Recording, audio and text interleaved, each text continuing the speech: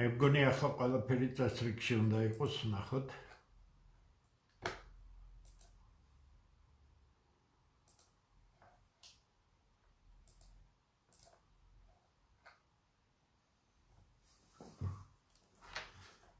აბა ხმარ ნახო კიდე.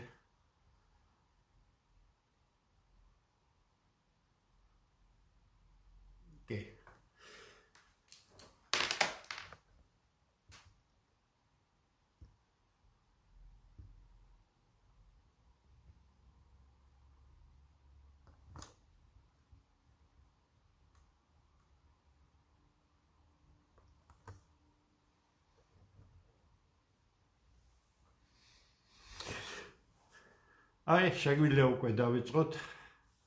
მოგესალმებით. პირველ რიგში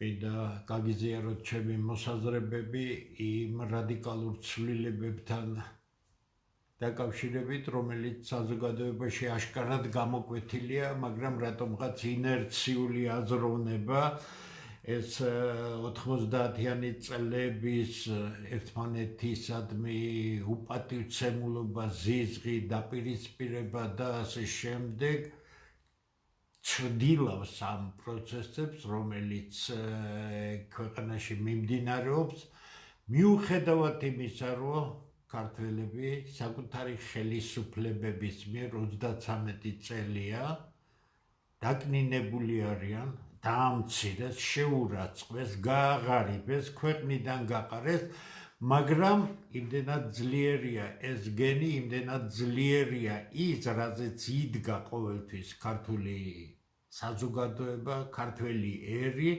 რომ მან უკვე თავი იჩინა. არ დაგავიწყდეთ იმ ტრაგედიის შემდეგ, როდესაც ქართველების ხელით, თუმცა დიდი გეოპოლიტიკური დაკვეთის საფუძველზე ესროლეს საკუთარ სახელმწიფოს ხერხემალში და 1992 წელს იგი გადატეხეს ხერხემალში, ამას შეეწირა საქართველოს კანონიერი პრეზიდენტი, პირველი პრეზიდენტი, ამის შემდეგ ეს დაუძლეველი ტრაგედია, გაუაზრებელი ტრაგედია გახდა საფუძველი საზოგადოების დაპირისპირებისა და 33 წელზე ცოტა უფრო მეტი ხნის შემდეგ ამ ხალხს, რომელიც დარჩენილი არიან 90-იანი წლების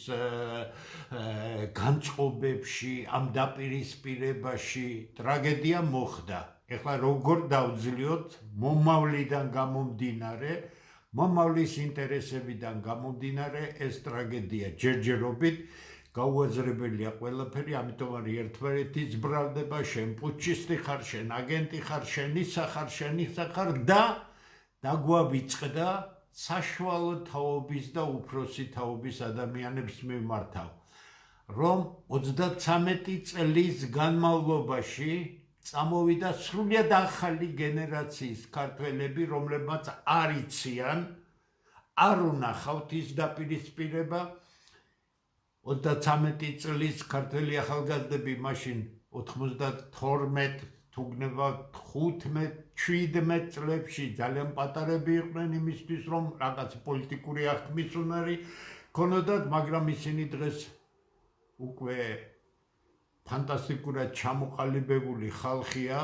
მე ძალიან დაკვირვებული თვალი მაქვს, მე ახალგაზრდებთან მუშაობ უკვე დიდი ხანია და გარდა ამისა ძალიან ვაკვირდები ყველაფერს და არაერთხელ ჩემს გადაცემაში წლების განმავლობაში ვამბობ, ფანტასტიკური ახალგაზრდობა მოდის, თქვენ არ აგერიოთ არაფერი, კიდე გეუბნებით ნიჰილისტებს, პესიმისტებს და ასე შემდეგ.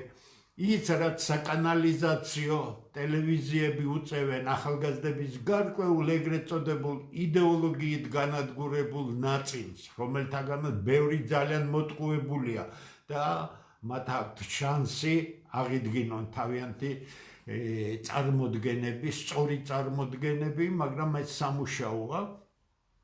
ნუ შეადარებთ იმათ, ვინც გენდერზე გელაპარაკებათ, ხედავთ ის ცოტა მოპრანჭული ბიჭები ვითქონ ევროპაზე ორიენტირებული არა და წარმოდგენა არ აქვთ რა არის ევროპა და ასე არა პარალელურად გამოგჩათ თქვენ რომ ფანტასტიკური ახალგაზრდები მოდიან კიდე გეუბნებით 20 წლამდე ახალგაზრდები სრულიად სხვა თაობა არის მე მათთან მაქვს შეხება მქონდა შეხება ჩემ ლექციებზეც მქონდა შეხება რომლებიც მოდიოდნენ მეც მაქვს შეხება არაფერს ვამბობ 20-დან 25 წლამდე ბიჭები გოგონები ფანტასტიკურად საღი ახალგაზრდები გენეტიკურად ნახეთ როგორი სრულყოფილი გენეტიკა როგორ შეიმჩნევა ეს ყველაფერი და უკვე 35 წლამდე ახალგაზრდები რომლებიც შეიძლება აგვირგვინებდეს იმ პირველ ტალღას სხვადასხვა წლებისა, მაგრამ პირველ ტალღას ახალგაზრდებისა, შემდეგ უფრო ცოტა მოწიფული ასაკი იწყება და ჩვენ დაგვავიწყდა რომ ამ ხალხს არ უნდა იმ 90-იანი წლების ჭაობში ცხოვრობდეს, არ უნდა ეს ზიზღი და დაპირისპირება მათ ჭირდებათ საქმე. მათ ჭირდებათ საშუალო და უფროსი თაობის ადამიანებმა კეთილი ინებონ და პრობლემები დაძლიონ. იმ გზით, როდესაც შენ ელემენტარული ქართული აღზრდა, ელემენტარული ქართული კულტურა, დედის, მამის მადლი, სარწმუნოების მადლი არ გამოყოლია გარდაცვლილ ადამიანზე შეიძლება ისაუბრო მკრეხელური რაღაცები, ერთმანეთს უწოდო, არ ვიცი, არ გავიმეორებ რა თქმა უნდა, ეს არის ჭაობი, ეს არის პიროვნული ტრაგედია ყველა თქვენთაგანისა. სადაც გნებავთ იქ მოვალთ და იქ დაგელაპარაკებით, იმიტომ რომ თქვენ ქართველები ხართ, მაგრამ თქვენ შეძელით ის, რომ ვერ შეძელით გაგეაზრებინათ რა ტრაგედია მოხდა საქართველოში, რა უბედურება იყო, ამიტომ ერთმანეთის დაბრალება დაიწყეთ. ისიც კი ვერ წარმოგიდგენიათ 33 წლის შემდეგ, რომ ეს უზარმაზარი გეოპოლიტიკური ინტერესების შედეგად ქართული საზოგადოების სისუსტის, უფროსი თაობის მაშინდელი სრული უნარობის ადგილობრივი ხელისუფლებების სრული მარიონეტული წარმოდგენების შედეგად იქნა განპირობებული და რეალურად რა მოხდა 92 წელს რატომ გაწირეს ქართული სახელმწიფო, რატომ შეეწირა მას პირველი პრეზიდენტი და ასე დღეს ჩანს იმ პროცესების ფონზე, რომელიც ჩვენ სიახლოვედ ჩანს და ხედავთ, ეს იყო ის საბოლოო მიზეზი, რომელიც მაშინ უკვე დაწყებული პროექტის შესაბამისად თავს დაატყდა საქართველოს და ჩვენ ისიც ვერ გაგვიგია, რომ უბრალოდ ქართული საზოგადოების სისუსტემ და პოლიტიკური და ინტელექტუალური ძალების უსუსურობამ საშუალება მისცა გარე ძალებს გაეთამაშებინათ ქართული კარტი, ქართველი იმ ხალხის მეშვეობით, რომლებაც გააკეთეს ის საქმე, რომელიც არც ერთ ქართველს არ უნდა გააკეთებინა, ანუ ესროლეს საკუთარ სახელმწიფოს და დაამხეს საკუთარი სახელმწიფო. ამდენად,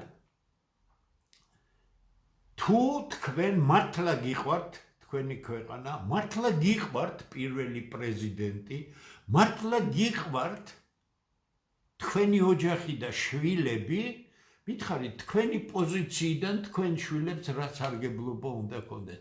როცა თქვენი შვილი ესმენს იმას, თქვენ როგორ მიმართავთ თქვენს თანამემამულეს, როგორ უძახით მას აგენტებს და რა ვიცი, ვიღაცას ვისაბრალებთ ამ პუტჩისტობას, როცა მთელი პუტჩი ხელისუფლებაში იყო და ხელისუფლების ასეთ დონეზე ქართველი ქართველმა ხალხმა ხმა მისცა გვალმაგიდას და მის ხელმძღვანელს ჩააბარა სახელმწიფო, მაგრამ მის გვერდით არ აღმოჩნდა ის ხალხი, ვინც შეძლებდა იმ ურთულესი ამოცანის შესრულებას და ჩვენ მივიღეთ ტრაგედია. ეხლა დააკვირდით თქვენ იმისათვის, რომ გამოვიდეთ წარსულისგან და რა კი უიმედო სიტუაცია ქვეყანაში, მე ხელისუფლების თვალთმაქცობაზე, მათ შორის გუშინ და ამ დღეებში ცალკე ვისაუბრებ, მაგრამ ეს არ ჩრდილავს იმ პროცესს, რაც იყო.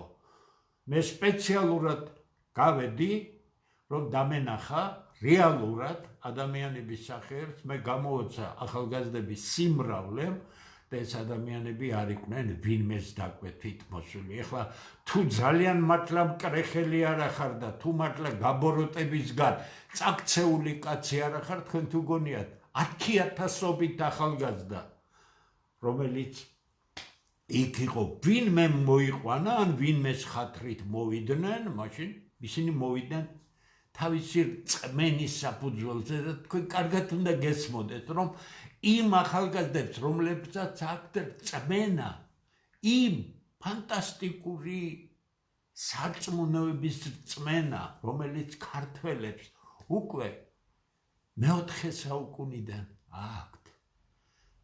თქვენ შეურაცხყოფთ ამ ახალგაზრდებს, როდესაც იმ წმენას უკიდებთ ხელს, როდესაც ისინი მოვიდნენ იქ თავისი რწმენის ფარგლებში პატივისცემის გამოსახატავად და თქვენი ბოროტება, მათ შორის ჩემ გვერდად ღმერთმა შეგინდოთ. ღია გვერდი მაქვს, უბრალოდ უზრდელი თუ არ არის ადამიანი, არაფრით არ უსხუდა. რისი თქმა მინდა ამ შესავლით. თუ თქვენ პასუხისგებლობა აქვთ, თქვენ ამ ადამიანების წინაშე, ამ ახალგაზრდების წინაშე პასუხისგებლობა უნდა იდგეთ, გძნობდეთ და გამოვიდეთ ამ წარსულიდან. როგორ გამოვიდეთ წარსულიდან? ერთადერთი გზა, არა იმიტომ რომ ეს ჩვენგან მოდის, არა. ჩვენ ამიტომ გავაკეთეთ ის, რაც გავაკეთეთ ინიციატივა ქართველთა დიდი გაერთიანებაში და ზუსტად დავალაგეთ, როგორ გამთავისუფლდეთ იმ ტრაგიკული წარსულისგან, ჩამოვთვლი ახლა ზუსტად საქართველოში არ არსებობს პოლიტიკური ძალა, რომელმაც შეიძლება ამ გზის გარეშე რაიმე კრიზისი დაძლიოს. რაზე გვაქვს საუბარი? რას ამბობს ქართველთა დიდი გაერთიანება? კიდე გეუბნები, ჩვენ არანაირი პარტია არა ვართ, ჩვენ არანაირი რაღაც ბეჭდიანი ორგანიზაცია არა ვართ, 100 წელი არ გჭირდება მაგ ბეჭედი, იმიტომ რომ ჩვენი ქვეყნის მოვლაზე ჩვენ არანაირი ბეჭედი და არავის ნებართვა არ გჭირდება. ჩვენ თვითონ გავაკეთებთ ამას თქვენ საღი ქართველების ერთობით და თქვენთან ერთად. რა პრობლემა? პრობლემა არის პირველი, მთავარი კონსტიტუციური რეჟიმი იქნა დამხობილი და ამაზე არსებობს არალეგიტიმური პარლამენტის გადაწყვეტილება, რომლის წევრი მეც ვიყავი, რამდენიმე პარლამენტი და მეც ხმა მიცემული იმაზე, რომ 92 წელს ეს იყო სისხლიანი სამხედრო გადატრიალება. 2005 წელს ეს გამეორებული იქნა. ესე იგი, იმისათვის ჩვენ რომ გამთავისუფლეთ წარსულიდან, ის რაც ქვეყნის მომავალს ამ ფანტასტიკურ ახალგაზრდებს ჭირდებათ, მათ ჭირდებათ უფროსი და საშუალო თაობის პოლიტიკურად გათვლილი ნაბიჯები, რომელიც შედეგამდე მიგვიყვანს და შემდეგ ეს ხალხი გადაიბარებს, მათი დროც დადგება ამასობაში და გააგრძელებს. თქვენ ნუ გონიათ, რომ 90 და 2000-იან და 2010-იან და თუ გნებავთ 20-იან წლებში რომ ხელისუფლებებია, ისეთი ხელისუფლებები ეყოლება საქართველოს. არა, 10-ჯერ უკეთესი ეყოლებათ, იმიტომ ეს ახალგაზრდები, რომლებსაც მე ვხედავ, არის გაცილებით სხვა გენერაციის ახალგაზრდები, იმ ფანტასტიკურ კულტურაზე მდგომი და ეს მათი ოჯახების დამსახურება, დავივიწყოთ ის მცირერიცხოვანი სადღაც მიტინგებს რომ ატარებენ, რაღაც საცოდავი ახალგაზრდების ნაწილი. თქვენ რეალურ ახალგაზრდებს შეხედეთ. თავარი კონსტიტუციური სამართლიანობის აღდგენა. ეს არის ამოსავალი, ამის გარეშე არასდროს არანაირი კრიზისი არ იქნება, სულ იქნება არალეგიტიმური ხელისუფლებები, როგორც დღევანდელია, როგორც გუშინდელი იყო, გუშინწინდელი იყო, სულ იქნება დაპირისპირება, იმიტომ რომ არალეგიტიმურ ხელისუფლებას მხოლოდ დაპირისპირებაზე შეუძლია შეინარჩუნოს თავი და სწორედ ამ დაპირისპირებაზე ინარჩუნებს ოცნება 13 წელია ხელისუფლებას, თუმცა ეს მთლად მისი ბრალი არ არის. ეს გარე სისუსტეების ბრალია და ამაზე ცალკე ვისაუბრებ. ჩვენ როდესაც ვსაუბრობთ კონსტიტუციური სამართლიანობის აღდგენას, ეს არის არა ძველის დაბრუნება, არამედ ძველისგან, წარსულისგან გათავისუფლება, იმიტომ რომ დარჩენილი ადამიანები, რომლებსაც აქვთ შესაბამისი ლეგიტიმაცია მაშინ, ამ არალეგიტიმური ხელისუფლების მიერ უნდა იქნას პარლამენტის დადგენილებების საფუძველზე აღიარებული ახალი იურიდიული დოკუმენტი საჭირო არ არის, რომ ჩვენ შევასრულოთ სამი მთავარი რამ. ეს არის სამართლებრივი აქტი, ეს არის პოლიტიკური აქტი და ეს არის სიმბოლური აქტი, რადგან ხელისუფლება მთლიანობაში სახელმწიფო სიმბოლოებზე იგება. დიახ, პრეზიდენტი სიმბოლოა და ასე შემდეგ. პატრიარქი სიმბოლოა, არ დაგავიწყდეთ. თქვენი ბოროტება ჩაიტენეთ, სადაც ჩასატენი გაქვთ იქ. საქართველოს მომავალი მოითხოვს სხვა რაიმეს. ესა იგი პირველი, უცილობელი არ ექვემდებარება განხილვას და ამაშენ ძალით ვაიძულებთ ხელისუფლებას, თუ თვითონ არ მოვლენ გონს ქართველი საღი ქართველების მეშვეობით, რომელიც მალე ძალა იქნება, აუცილებლად იქნება. ამის შემდეგ ყველაფერი რჩება ისევე როგორც არის, ოღონდ დროებითი რეჟიმის ფარგლებში იქნება ეს მთავრობა, ეს პარლამენტი დროებით რეჟიმში გადადის და მთავარი მეორე ნაბიჯი, რომელიც უნდა გაკეთდეს, სწორედ ქართველთა გაერთიანებამ უნდა აიძულოს ხელისუფლებაში მყოფი ძალა, ყველა ეგრეთ წოდებული ვითომ ოპოზიცია ამათმა რო დანიშნეს და ინარჩუნებენ თავს, სხვა გარეყოფი პარტიები, რომლებმაც ნება მიცეს ხელისუფლებას გაეკრიფა ისინი, მათი სისუსტეა. ერთ დიდ მაგიდასთან ისტორიულ ადგილზე, სადმე შევარჩევთ ამას არ არის და უნდა შევთანხმდეთ. როგორია პოლიტიკური თამაშის წესები ქვეყანაში, პარტიები ერთმანეთთან როგორ იქნება ამ ვირეშმაკული პოლიტიკით, 11-ის ლანძღვის მეტი არაფერი რო არ იციან, იმიტომ რომ არ არის მზად პოლიტიკური საქმიანობისთვის, არა. მთავარი სიმბოლოები რა იქნება? ხელუხლებელი ნებისმიერი პარტიისთვის, ნებისმიერი მათგანის ხელისუფლებაში მოსვლის შემთხვევაში. ქართული სახელმწიფო არის ხელუხლებელი, ამის ხლება არ შეიძლება. ამას ვერსად ვერ შეტენით, ისევე როგორც ცდილობთ და სისულელეები ჩაწერეთ იმ. დღეს უკვე ხო აშკარა არის, თუმცა მე 2007 წლის მერე გიკიჯინებ და რამის პოლტატური შპიონად გამომაცხადე, თქვენ უტვინოებო, თქვენ საწოდავ ხალხს მივმართავ, თორემ ბოდიში გიხდით თქვენ. სახელმწიფო ხელუხლებელი, ქართული კულტურა ხელუხლებელი, იქ უნდა ვითარდებოდეს საკუთარი წეაღიდან ამომავალი ტრაექტორით, უნდა ვითარდებოდეს, რადგან გაყინული კულტურა გვტება, ქართული ენა ხელუხლებელი, ფანტასტიკური ენა არის.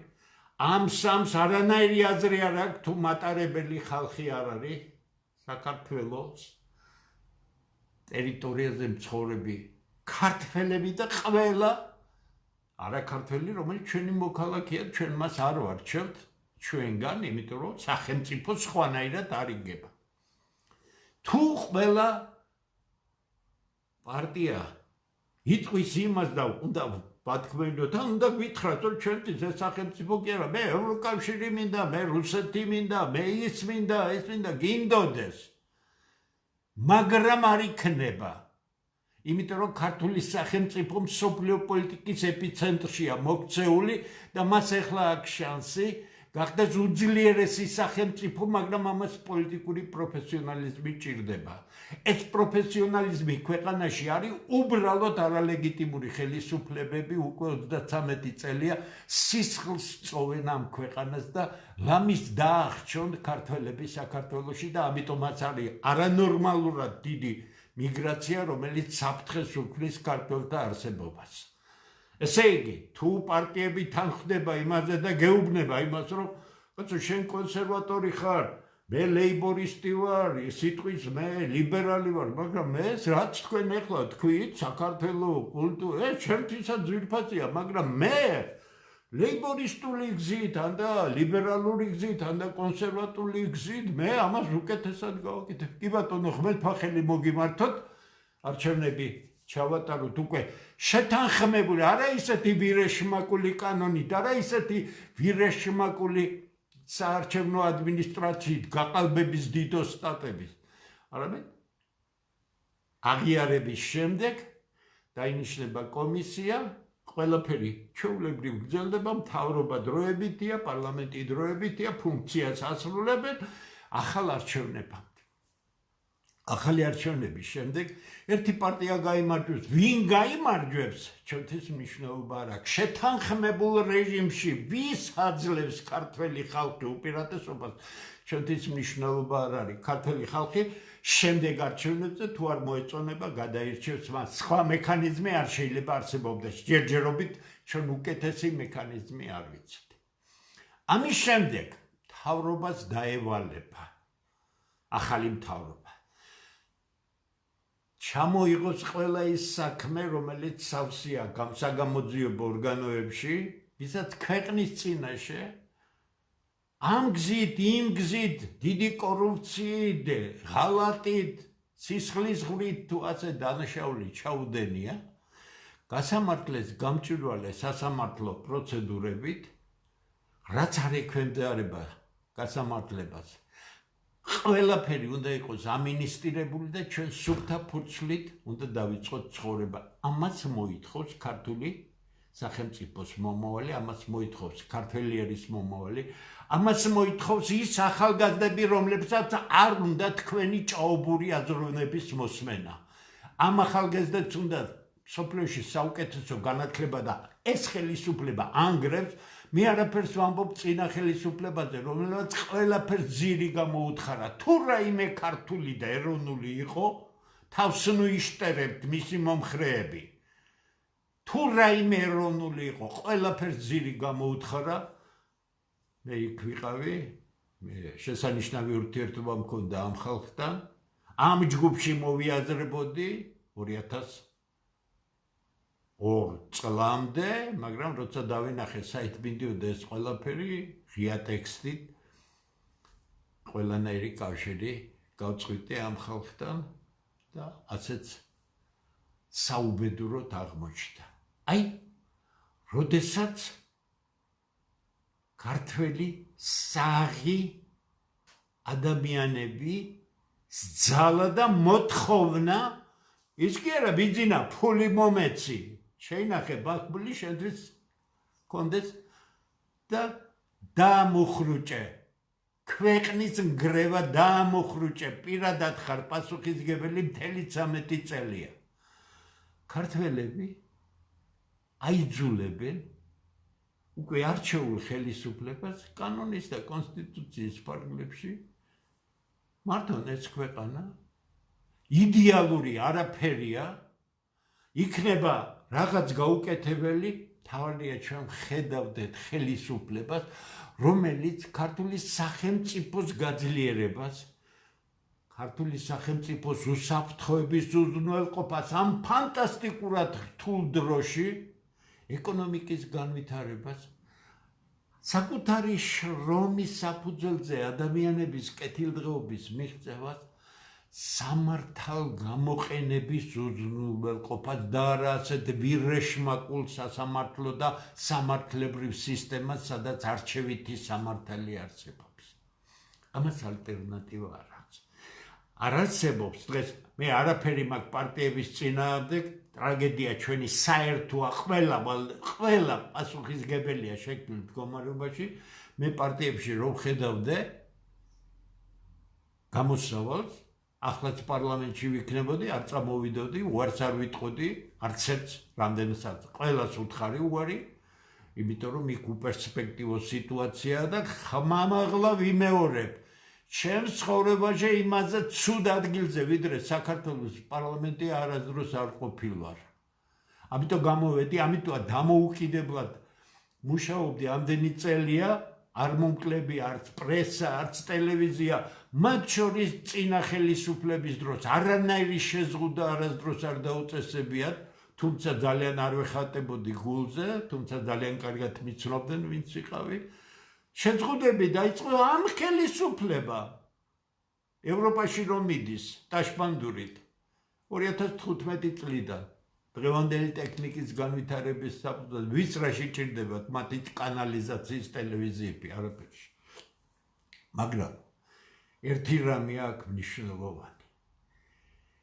რა კი დამაბალანსებელი ძალა ქვეყანაში არ აღმოჩნდა ნახეთ წინა ხელისუფლება დამაბალანსებელი არაფერი გაგიჟდნენ ახალგაზრდები ამას სხვათა შორის მე ვაფრთხილებდი მათ რომ ასე მოხდება მოვიდა მერე ეს ხელისუფლება და მოიყვანა ქართველმა ხალხმა ისე რომ ვერ შენიშნა რა მაგრად ატყუებდნენ ამ ქართველ ხალხს ჩაანაცვლეს ის მართვიდან გასული ადამიანი და იმის ნაცვლად რომ ელემენტარული სამართლიანობის ნორმები დაემყარებინა ელემენტარული ნაბიჯები გადაედგათ ქვეყნის განვითარებისთვის რა დაიწყეს კოჰაბიტაცია და ათასნაირი სიგლახე ათასნაირი სიბინძურე და ბოლო რამდენიმე წელია ინტენსიურად უტეხად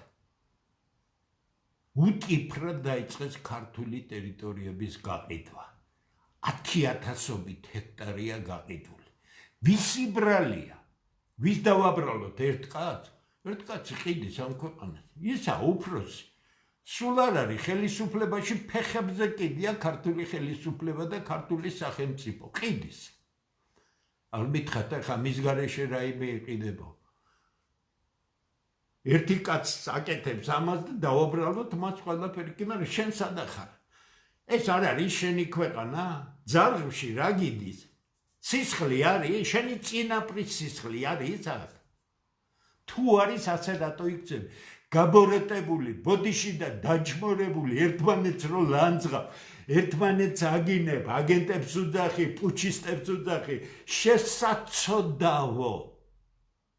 შესაძოდაო ჩავიდა შენი ცხოვრება გავიდა ხედავ რა ხალხი მოდის ახლები ფანტასტიკური თაობა არცეც არა გაქვთ იმდენი შეხება ახალგაზრდა ვინც მათთან მუშაობთ ისინი არა მაქვს ხედელობაში რამდენიც მე მაქვს 75 წლის მერე როცა პირველად მომწეს რაღაც საათები და პირველად შევედი ახლა მის მერე უკვე 50 წელი ახალგაზრდებთან მუშაობ და მე გაკვირვებული ვარ რადონიც ახალი თაობა მოდის ფანტასტიკური ამათ უნდა მოვლა ეს არის საქართველოს მომავალი არა ორიენტაცია საქართველოს მომავალი ორიენტაცია შენ არ გჭირდება შენი სახელმწიფო გაქვს შენ ფანტასტიკური კულტურა გაქვს წარსული გაქვს მებრძოლი წარსული გაქვს რომელიც ლამის განადგურებამდე მიიყვანეთ ამიტომ კარგად დააკვირდით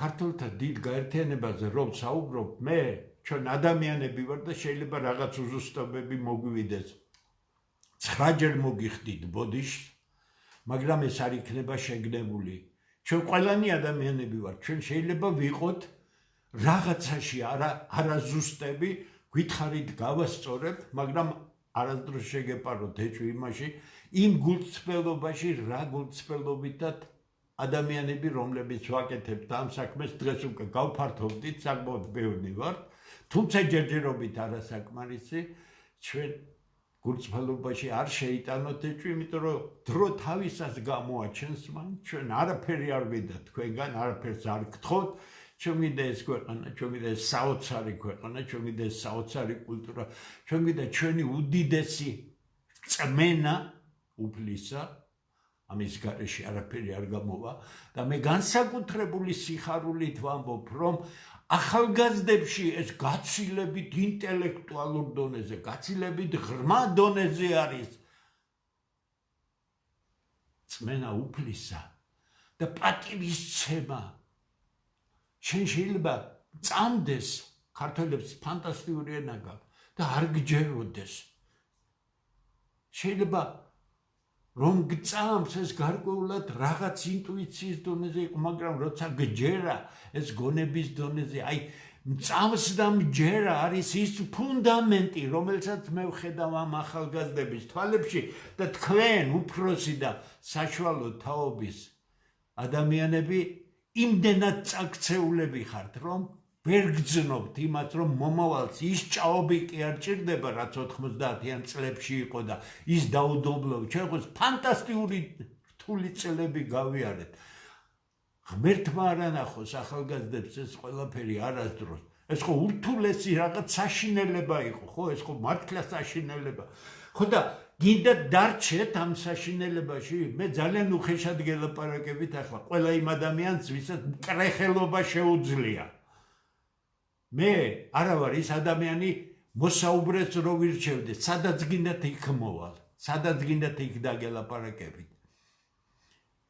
ამიტომ კარგად წარმოიდგინეთ, საქართველოს მომავალი არ არის ჭაობურ აზროვნებაში, არ არის ზიზღში და მტრობაში, გონიერებაშია, საღნაბიჯებშია, ხო და საღად წარმოიდგინეთ ეს ყველაფერი. ჩვენ ჯერ არანაირი პრობლემა არ გადაგვიჭრია. ნახეთ, როგორი ცდილობები გააკეთა დღევანდელმა უსუსტესმა ხელისუფლებამ პატრიარქის გარდაცვალებასთან დაკავშირებით ცერემონიებზე და ასე შემდეგ წინახაზზე იყვნენ არიქა ვითომ გული უსკდებოდათ. არა და ყველაზე დიდი დარტყმა ქართულ ეკლესიას და სარწმუნოებას სწორედ ამ ხელისუფლებამ მიაყენა. ეს სხვა თემა, ახლა მე მხოლოდ ვამბობ, ასეთი დიდი დარტყმა ეკლესიისთვის სააკაშვილსაც კი არ მიუყენებია. მაგრამ ეხლა ნახეს, რომ ასე იგი ხალხის დამოკიდებულება სხვა ამია. ეხლა იმ ხალხს, რომელსაც მკრეხელობა შეუძლია, მათ შორის გარდაცვლილზე და ასე შემდეგ, მე გეკითხებით. BBC-მ გამოაცხადა 1.5 მილიონი ადამიანი მოვიდა. ესე იგი თქვენ რაღაც ერთი მუჭა საცოდავი ადამიანები თქვენ 1.5 მილიონი ადამიანს უძახით ბრიყვს და ყველას ვისაც თავისი სარწმუნოებისადმი აქვს. სარწმუნოებისადმი. პატრიარქი სარწმუნოება არ არის, პატრიარქი ემსახურება ამ სარწმუნოებას.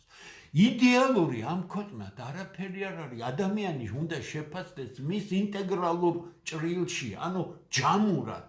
არის რაღაც ნეგატიურები, არის დადებითები, არის გასააზრებელია, მისხალ ყველაფერი.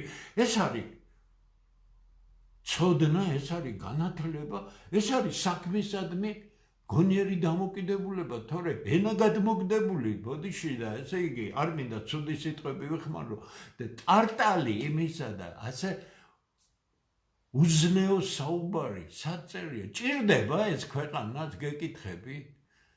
ყველაფერი გითხარი, დასაჯდელი უნდა დაისაჯოს, რაც დასჯას არ ექვემდებარება, ამინისტირებული უნდა იქნეს და ამ ახალგაზრდებს, როცა მათი დრო მოვა, ისე უნდა გადავცეთ ეს სახელმწიფო. მე საერთოდ არ ვახსენებ, მე უკვე ზუსტად ვიცი ის, მე დავინახე ის, რასაც წლებია გეუბნებით, ეს მცირე რიცხოვანი მეხუთე კოლონა, რომელშიც $1 მილიარდი ჩადებული 95 წლიდან არის წყალგაღმა. გაღმა არიან გაწვილი, მაგენი ვეღარ მობრუნდებიან. ვერ მობრუნდებიან მენტალურად და მე ახალგაზრდებს არაერთხელ მიმართე, ახალგაზრდებო, ყველაფერი დაგენგრევათ თავზე. რამდენი წელია ამას ვლაპარაკობ. ახალგაზრდებს მიმართა მოგატყუეს მესმის. მე არ ვამბობ იმ გაბუჭებულ ფულიზე დახამებულ ახალგაზრდებზე, რომლებიც ორგანიზებას აკეთებენ. მე გეუბნებით ათასობით ახალგაზრდა კაცზე, რომელიც უბრალოდ შეცდომაში შეიყვანეს. დაგემხობათ თავზე წარმოდგენები. დააკვირდით, რამდენად საშიში მდგომარეობაა. ესენი ისევ იქეთკენ იქაჩებიან, სადაც არსებობის პერსპექტივა არ არსებობს. დააკვირდით წინა ხელისუფლების ოდიეზურ პიროვნებებს. როგორ იგებს უკრაინა? 2 დღის წინ გამომიგზავნეს ერთი ძალიან ოდიოზური ადამიანი, ესე იგი, უბრალოდ სასაცილო. როგორ იგებს უკრაინა ომს, როგორ ათავისუფლებს თავის ტერიტორიებს. როგორ გახდა შეერთებული შტატები მსოფლიოში ერთადერთი ქვეყანა და არავითარი მრავალპოლუსიანობა არ არის და ახლა ეგერ იზამს ამას და ამას იმას, ყველაფერი არის საპირისპიროდ. არ ვარჩევ ამ საქმეს. ის რაც ხდება, მე წინა ჩემს გადაცემაში, ბოლო გადაცემაში ზუსტად ავხსენი რა არის დადებითი, ანუ მთავარი უპირატესობები საქართველოსა, ირანისა, შეერთებული შტატებისა, რა არის ნაკლოვანებები. მე შემდეგ გადაცემაში ვეცდები ვისაუბრო საქართველოზე, მის დღევანდელ ვითარებაში, რა არის ყველაზე უმნიშვნელოვანესი უპირატესობები, რაც ჩვენი საყრდენი უნდა იყვნენ. მე კარგად ავხსენი, მე მგონი, ვინც ნახა ის გადაცემა, მე მგონი 17,000-ზე მეტმა ადამიანმა ნახა, თუ რატომ მოაღწია საქართველოს დღემდე, რატომ იმარჯვებდა ის მრავალრიცხოვან მტერზე, იმიტომ ასმელია ყველაფერი. კიდევ ერთხელ ნახეთ. ეხლა ჩვენ გვჭირდება ზუსტად იმ საყრდენების ცოდნა, რომელიც მოგცემს საშუალებას გადავტეხოთ ეს რთული პერიოდი. საქართველოს დღეს რომ ვერ მოკლავენ, ეს თავისთავად ცხადია, გამორიცხულია. ეს საოცარი ხალხია, ეს საოცარი ისტორია გავლილი ხალხია, არანორმალური გაჭირვება გავლილი ხალხია, მათ შორის ბოლო 33 წლის განმავლობაში და ეს არის გაუტეხელი ხალხი. რატომ იცით? ჯერ გენეტიკურად არის ჯანსაღი ადამიანი და მეორე თურმე წმენა, რომელსაც ანადგურებდნენ, წმენა, რომელიც საერთოდ მიწასთან უნდათ გაესწორებინათ, რადგან ვითომ ევროპელებმა გითხრეს თბილისში გეი აღლუმები უნდა მოაწყოთო. წარმოგიდგენიათ, რამდენი წელია უყირივარა, ამდენი უტვინო ევროპელი ყველა საქართველოში რატო ჩამოიყვანეს. ნუ თუ სპეცსამსახურების ხალხი არ აყავთ, თუ ანალიტიკოსები არ ახართ, ქართველს უთხრა, რომ რუსთაველზე ან სადმე ნისის ტბაზე, ესე იგი გეი აღლუმს ჩაატარებს და ეს იქნებოდა ევროპელობა, რომელ ევროპულ კულტურაში გაქვთ ეს სიგლახე, მითხარით ერთი. ეს ნეოლიბერალურ ევროპაში გაქვთ, რომელმაც დაგაკნინათ ყველანი. და ეხლა გინდოდათ, რომ ჩვენ გავნადგურებულიყავით, იმიტომ რომ ეს ტესტია. გეი აღლუმი, როდესაც ჩატარდება ქვეყანაში, ის ტესტი უკვე დადებითია, ამ ხალხს შეიძლება ყველაფერი უქნა. ნახეთ, უკრაინა რაც აქციეს, რა მიიღო ამას წინ უკრაინის პარლამენტმა ერთქესიანების ქორწინება, ხო? ამ ცოტა ხნის უკან ფილარეტი გარდაიცვალა და ნახეთ მისი დაკრძალვა ასე ხდება და ნახეთ შემდეგ საქართველოს პატრიარქის დაკრძალვა. კიდე გეუბნებით. ადამიანი ფასდება დადებითი და უარყოფითი საქმეების ერთად შეჯამებით. ეს არის შეჯამების ერთად შედეგით ფასდება. ეხლა საქართველოს საპატრიარქოს იმის შემდეგ, რაც ყველა მღვდელმთავარმა ნახა თუ როგორია ქართველი ხალხის განწყობა, მართად უდიდესი პასუხისგებლობა მე ძალიან გამიხარდა და მომეწონა მეუფე ზენონის განცხადება ხელისუფლებას როცა მიმართა არ გაბედოთ ჩარევა ამაში. დიახ, იბანიშვილსაც უნდა უთხრათ ამ ხელისუფლებას, დიახ, თქვენ გინდათ იქ მარიონეტი პატრიარქი. მე ყველაფერი ცნობილი გახდება, არაფერი არ დაიმალება ქვეყანაში. თუ საპატრიარქო ეხლა დაუშვებს იმას, რომ არა სინოდის შეთანხმებით, არამედ გარე ზეწოლით ვიღაც ამერიკაში დარბის. არიცით? თუ მეგითხრათ ეხლა მაინც ხო? ამერიკიდან უნდა მხარდაჭერა მიიღოს ხომ ალბათ ხო? მაგრამ მე ვფიქრობ, რომ მეუფე ზენონის ადამიანური წმინდა მრევლის თვალსაზრისით მხარდაჭერა ყველას უნდა გქონდეს, იმიტომ რომ თითი უნდა დაუქნიოთ ხელისუფლებას და უნდა უთხრათ არ გაბედოთ ჩარევა. არ გაბედოთ ჩარევა. თქვენ თუ იმდენი ჭკუა არ აგაქვთ, რომ ვერაფერი ვერ დაინახეთ, რამხელა გარდატეხაა მოხდენილი ქართულ ხალხში. თუ თქვენ ვერ დაინახეთ 10,000-ობით ახალგაზრდა, რომელიც იქ ბიძინას არ მიუყვანია. იქ არც არავის არ მიუყვანია. ისინი თავისი ჭკუით და გონებით, თავისი განცდით მივიდნენ. და ეს არის ის, რაც მე ვთქვი ქართველების აღორძინებაზე. მომავალია საქართველოსი ფანტასტიკურად ძლიერი, თუ დღეს უფროსი და საშუალო თაობა არ დაუღუპავთ ამას, იმიტომ რომ ადამიანები, რომლებიც შეცვლიან ჩემ თაობას, შემდეგ თაობას, არიან ფანტასტიკურად კაი ადამიანები, სავი ადამიანები და ეხლა ყველას მოგმართავთ ბოღმაში ჩავარდნილს, არიქა ესე იგია ჯღაბნელებს, არიქა ეს ის არის. აზზე მოდით. ქვეყნისა მომავალი მოითხოვს იმას, რომ ის როგორც ჩვენ ვამბობთ, გახდეს საფუძველი შეთანხმებისა. ჩვენ ერთმანეთი ყველას ერთმანეთი არ გვეყარება, არ ხდება ასე ადამიანის ბუნებაში. ამიტომ სიყვარული ამოაგდეთ აქედან, აქ არის შეთანხმება საერთო მომავალზე, ეს არის შეთანხმება საკუთარ სახელმწიფოზე, კულტურაზე და ასე შემდეგ. ის ვინც არ მიუჯდება იმ მაგიდას და იტყვის, რომ არა ჩვენ ასე ქართველი ხალხი მას ობსტრუქციას მოუწყობთ. ისეთ ობსტრუქციას მოუწყობთ, რომ თაობებს ვაწყევლინებთ. გინდა პოლიტიკა. ქართული სახელმწიფო არ გინდა და საქართველოში გინდა ხელისუფლებაში მოხვიდე. ქართული კულტურას დასწინი, ქართულ სარწმუნოებას დასწინი.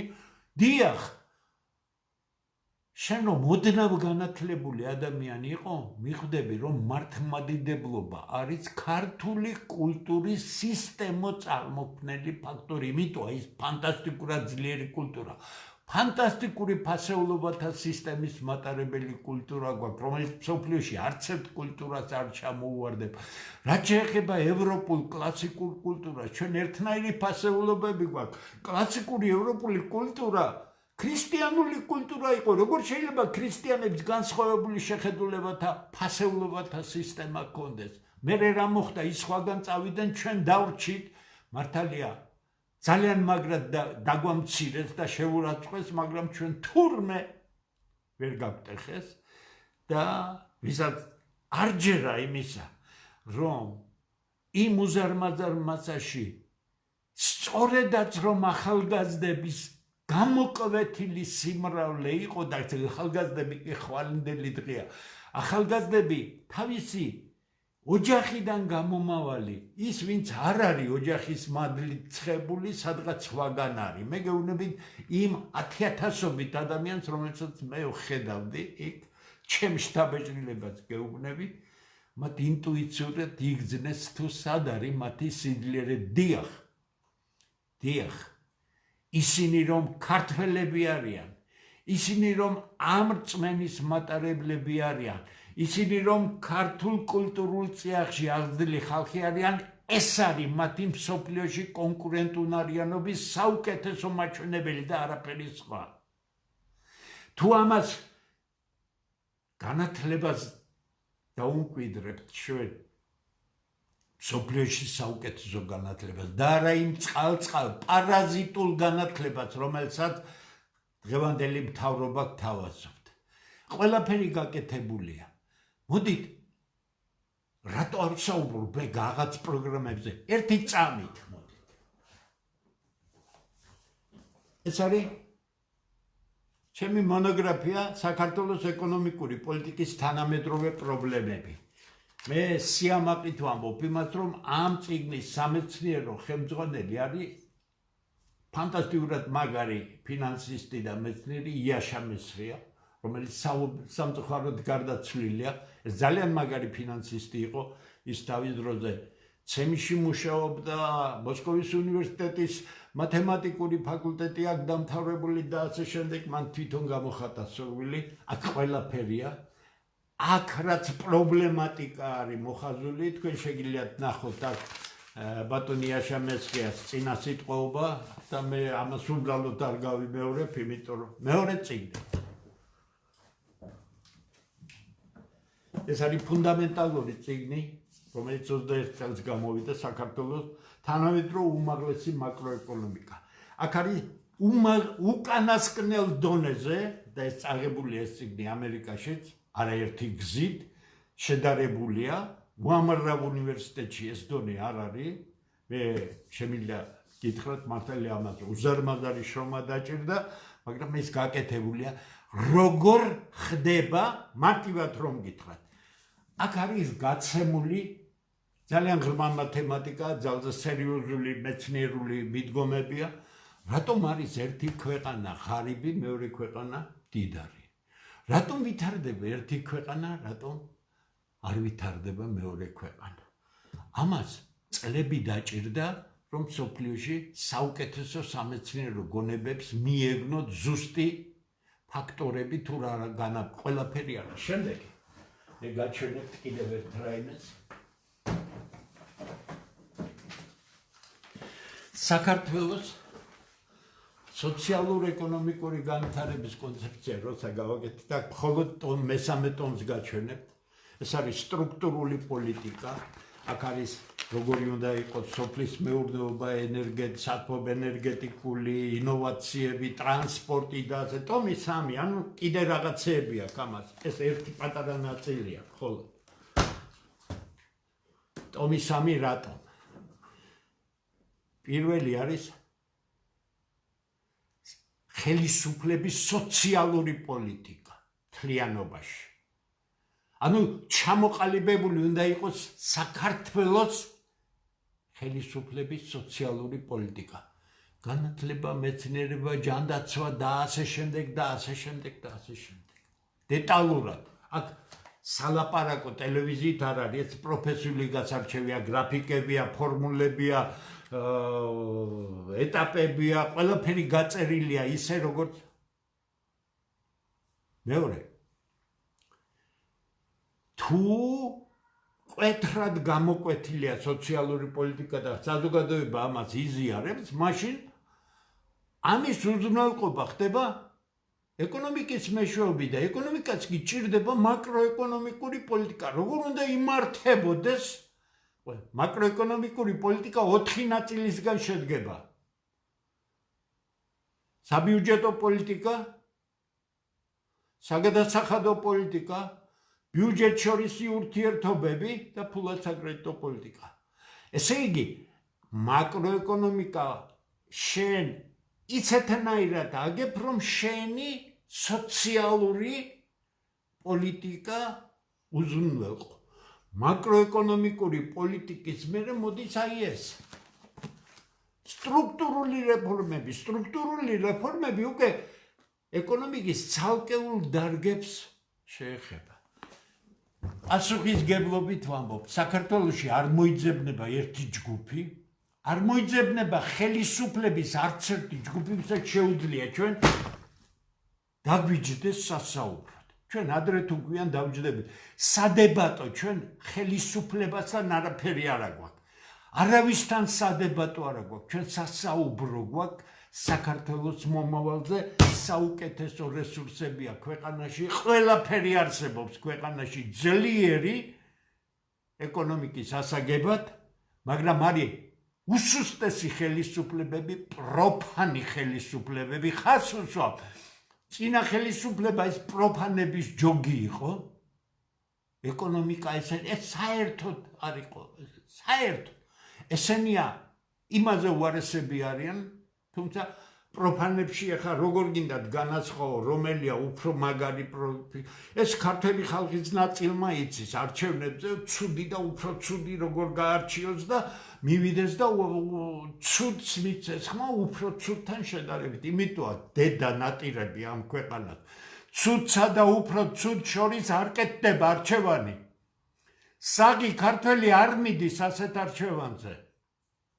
და 60% საღი ქართველებისა არ მივიდა არჩევნებში. ვერ გაიგეთ?